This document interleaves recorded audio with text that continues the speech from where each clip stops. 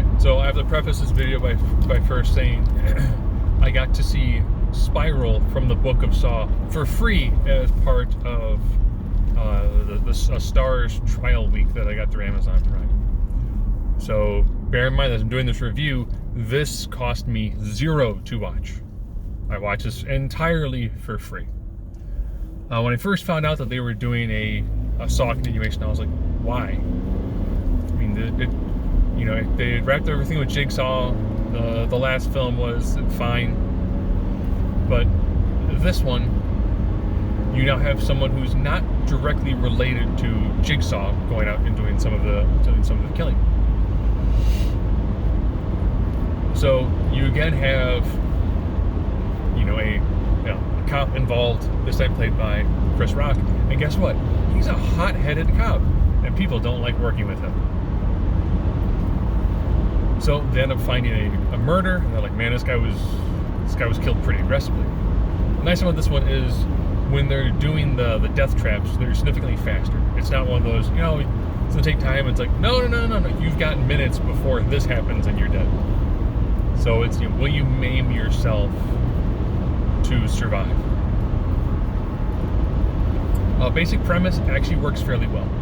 Once this movie gets going, I mean, there's traps very frequently. You could tell that, as I think Darren, who did some other ones, did this one as well.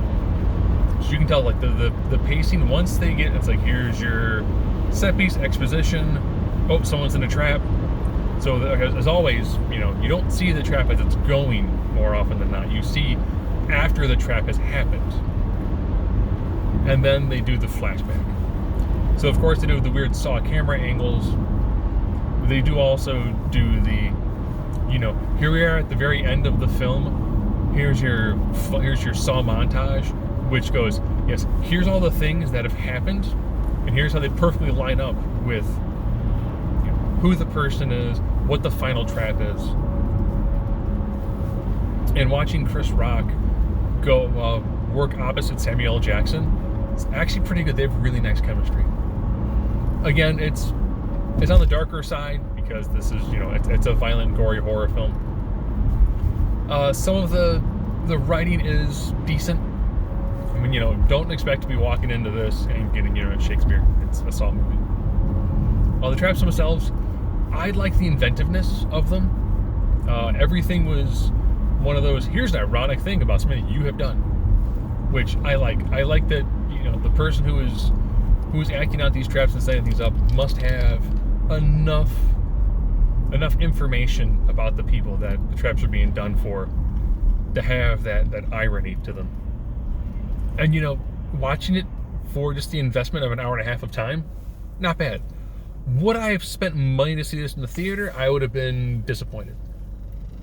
For something you can see for free, like I said, I watched it on a week free for Starz through Amazon Prime.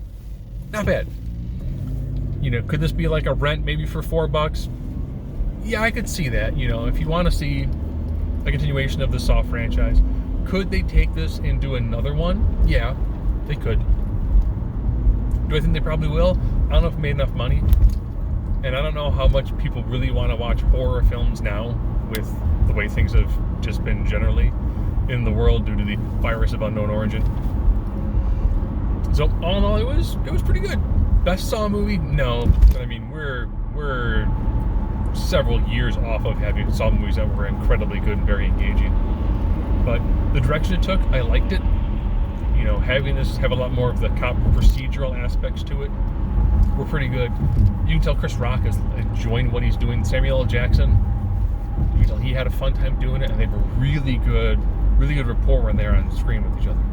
Which leads me to believe that I'm pretty sure that behind the scenes, there might have been a lot of really cool stuff that made it to the cutting room floor. So all in all, not a bad movie. I know super light on spoilers. I don't want to give anything away that might point to exactly who is doing it and why. But the montage they do at the end makes you kind of go, oh, okay, yeah, I get it. That works.